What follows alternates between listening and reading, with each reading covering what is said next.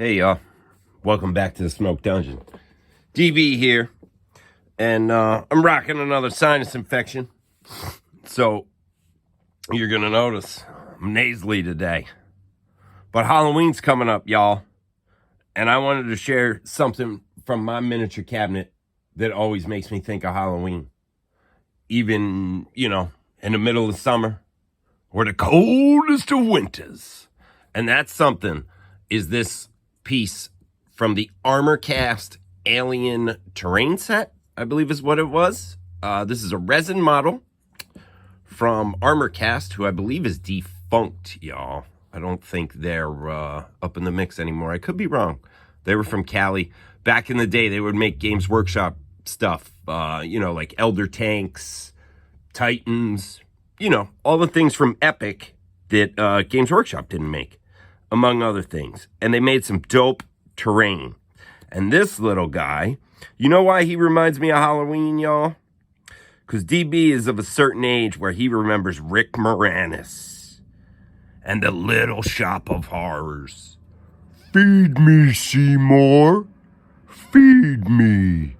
And don't this John look like Audrey, yo? Or I guess in the movie his name's Audrey too, I guess. Yeah. But it's a giant carnivorous Venus flytrappy plant, yo. Check this out right here. There's more of them all along the mix. This model is actually super, super cool. I believe it's from the mid to late 90s, which is when, pardon me, tasty, which is when my brother, of all people, that's right, TB's older brother painted this model.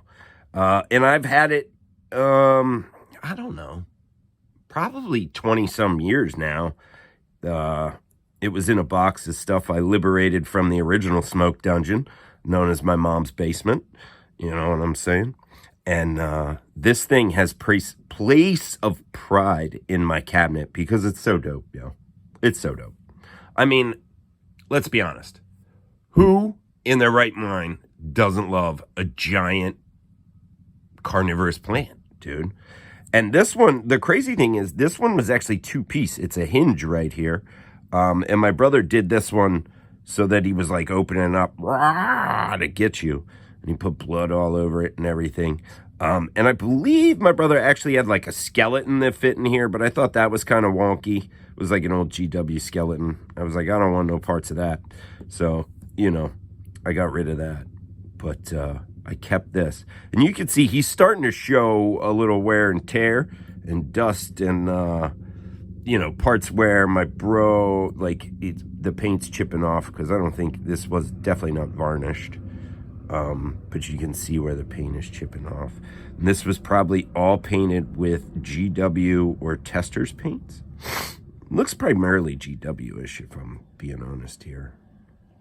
Although, I guess that green could be a thinned down goblin green and a brown and then a bleach bone, a couple reds in here. But this is awesome. And I want to talk about just like terrain in your games. Whether it's, if you're playing a large game of, say, like 40K or something, it's actually pretty cool to have a couple of locations in your game that are dangerous or deadly terrain. And I'm not sure, I haven't paid any 10th edition 40K because as I get older, I feel myself kind of steering away from GW shit and going out into crazy directions as far as games I like to play with miniatures. But I always enjoyed games that had an element of like, one of these woods actually contains this carnivorous plant, and you won't know till you go into it. Because otherwise, if you just put this down as like a woods, and you're like, oh yeah, that woods is the deadly terrain. Like, nobody fucking goes near it, dude. Like, they'll just drive around it and stuff. Only nutters like me are like, oh yeah, I want to see if this guy on this bike gets eaten by this giant plant. Most people are like, all right, that part of the board, we're just not using it. And it kind of sucks. So my advice would be to do it hidden, right? So if you have like 3 woods on the board, one of those woods is full of Audreys. And they'll just eat you, dude. You know what I'm saying? Other parts of me like things like this for skirmish games. Like, for example, one I would say is like Silver Bayonet, which I dig that game. I feel like it could be so much better. But props to Osprey and James McCullough for even getting it out, because like the horror kind of like late 1700s, early 1800s horror genre with like Napoleonic dudes is pretty dope. But I feel like there's not really going to be too much vibes for that in the wargaming community, and it is kind of like pretty much like Frostgrave or the Island one they made. I forget. All of his games are pretty much the same. He's actually an awesome dude, though, yo. I met him at Historicon years ago when he was first putting Frostgrave out. And he was super cool. I chatted to him for a while. Bought Frostgrave. Yeah. But Silver Bayonet, the theme and everything to it is dope. I feel like the execution could have been better.